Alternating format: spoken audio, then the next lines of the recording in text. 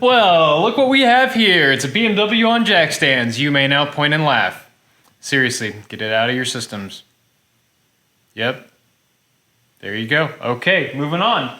Yep, my 330Ci is not 330Ci. 330i ZHP is now on jack stands. We're going to tackle some of the stuff that the Car Ninja told me about, starting with the center support bearing, a very common failure in all E46s. I ordered a new one from FCP Euro and it got here today. And after looking at some tutorials, I realized I don't have enough tools for this. So we're gonna get about as far as we can and then pick this back up later, I suppose. It's approximately 1,000,000 degrees here in my shop. I don't know if you can hear all the cicadas screaming outside, but it is nighttime.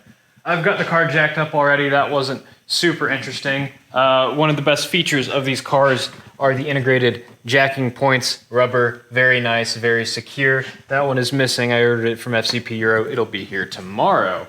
Also, there's central lift points in the front and rear if your jack can access them.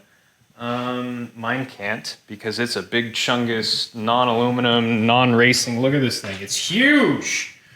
I didn't have the money for the aluminum one 4 years ago when I bought that, so you know. So I'm gonna get underneath this car and take a look at what I need to do. I gotta drop the exhaust for one, and then a heat shield, and then actually look at getting the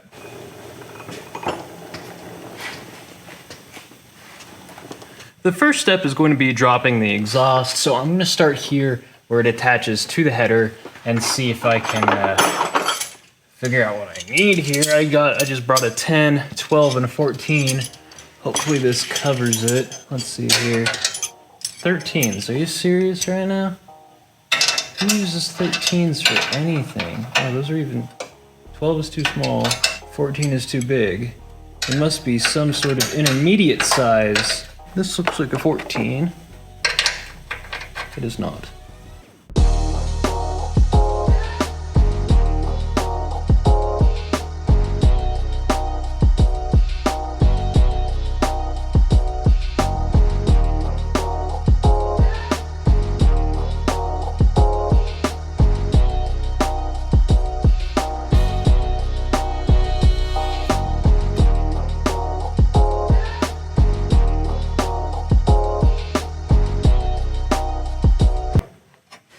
Okay, that's that mid-support taken care of. Heading on down. Next up, it looks like we've got these supports here in the middle. Those are no big deal. I can zip those off pretty quick. This back one actually appears to be a mount for the exhaust. I'm gonna leave it attached to that since it'll come down with the exhaust.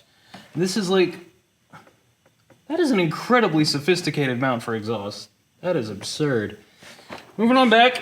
Looks like the next stop is here at the rear muffler, and what's actually interesting about this is you don't have to wrestle the rubber mounts off of some hooks. The hooks themselves actually unbolt from the car. It's really nice. That's a genuinely, just another nice little touch that I really, really, really appreciate.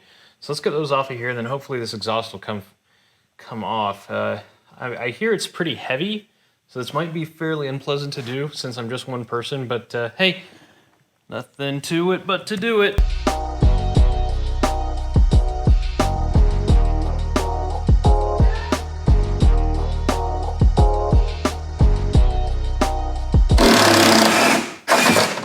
Oh, holy crap. Oh my gosh. No part of this is light.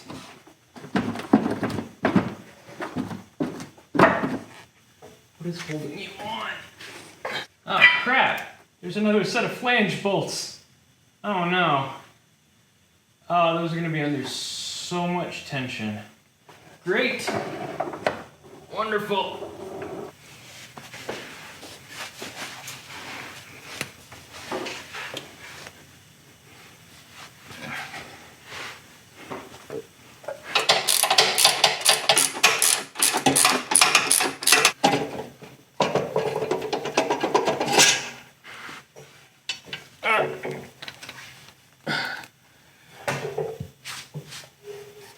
Oh, that's a heavy lad there.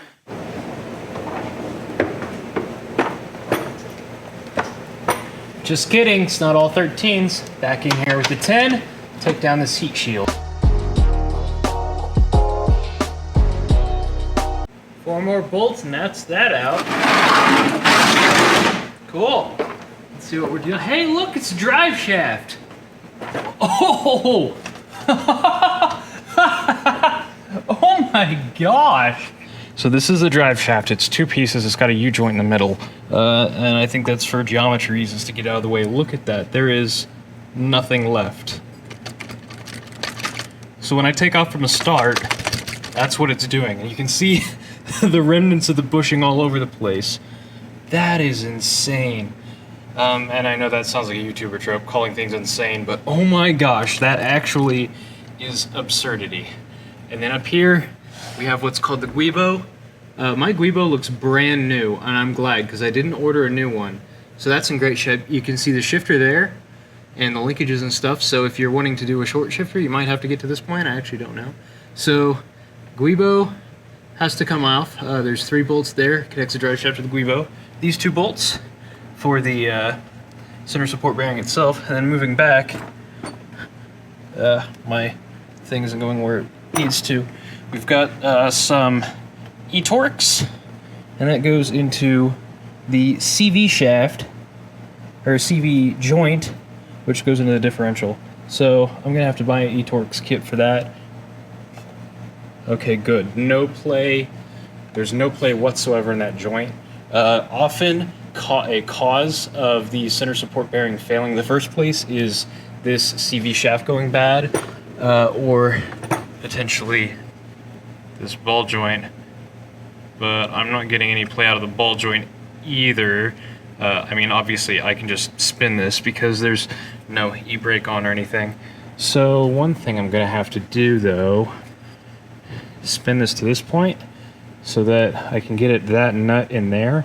And I'm gonna have to go put the car in gear, set the e-brake, and break that nut loose because it is way harder to do with the drive shaft out of the car. But I'm pretty much as far as I can get on this tonight. I'm gonna have to go buy an E-Torx set tomorrow, and I can get this drive shaft out of here, and we can get this absolute disaster replaced. So that'll be pretty cool. Okay, so I'm removing the nuts from the center support bearing now. I got all of the E-Torx bolts out of the flange on the differential, and we just got the nuts and bolts out of the Guibo at the front. The Guibo looks to be in absolutely excellent shape, and there's no play that I can find in any of these joints, so that's good news as I drop stuff on myself.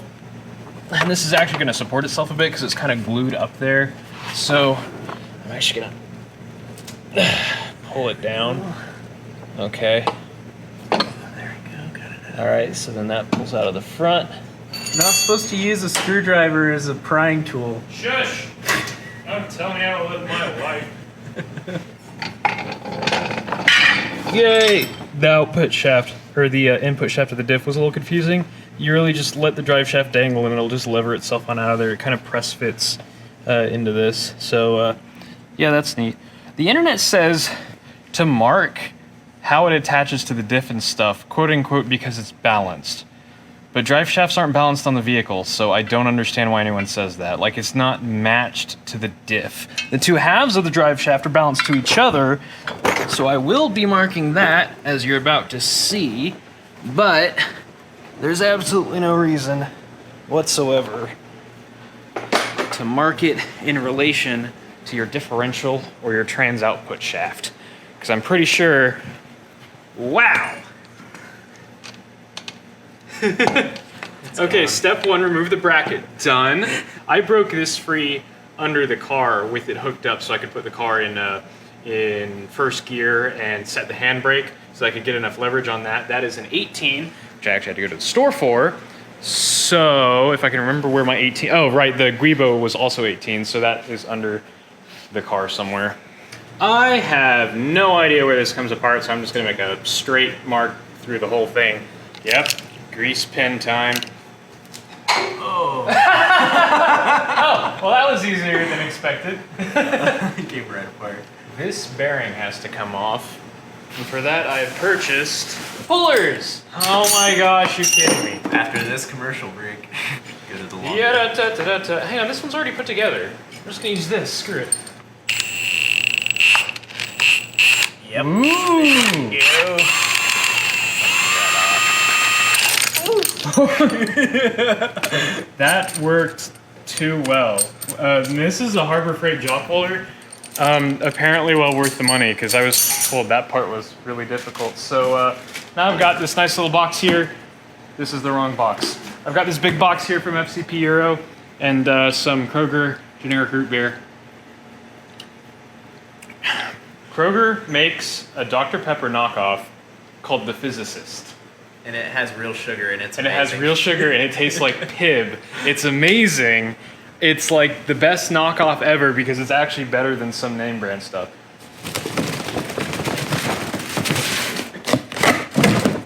After a bit of Googling, looks like it goes on just like that. So that's nice. Now we just have to figure out how to actually put it on there. And I think the solution is to, well, hit it with the other half of the drive shaft. So let's stand it on end, I suppose.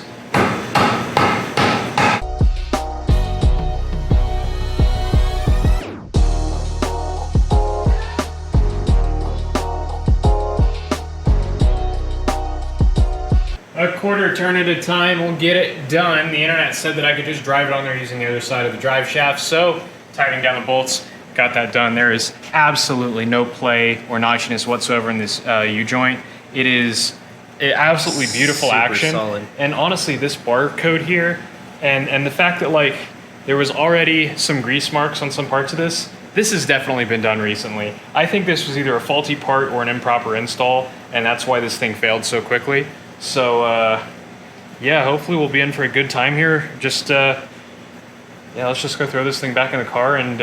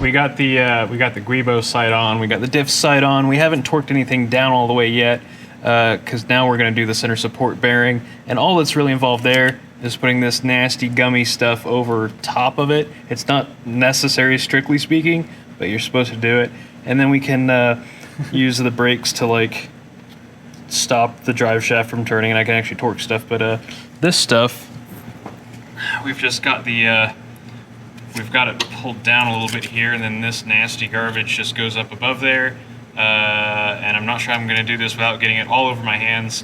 I think the answer there is gloves, so I'm going to go put some of those on, and then we can get this going. So before we button things up, the most important and entertaining part is making sure that we don't have any issues. And to do that, let's see what this sounds like with the open headers.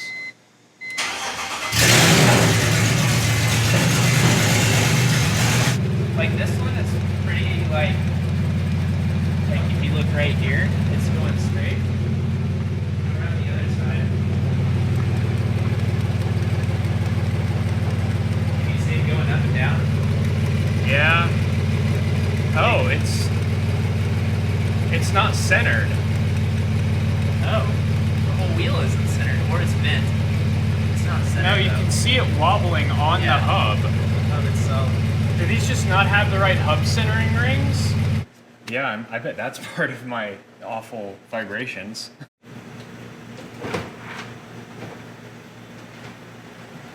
All right, the drive shaft is wrapped up. It is all in the car. The exhaust is back on. Unfortunately, these wheels don't fit the car. They need some hub centric rings or something. So I'm gonna have to figure out something there. In the meantime, though, I got this. This is a new jacking pad. I'm gonna put this on real quick. This is for this corner here. That's all the jacking pad is. Looks like it actually kind of clips itself in there. And that just goes right up in there, like that. And then the pin goes in. There we go. Car now has all four jacking points. That'll make it way easier to get this thing down once I have my wheel conundrum figured out. So that should be quite a few of these cars' issues solved right there, and then we're actually already working on another one in the next video. But until then, thank y'all for watching.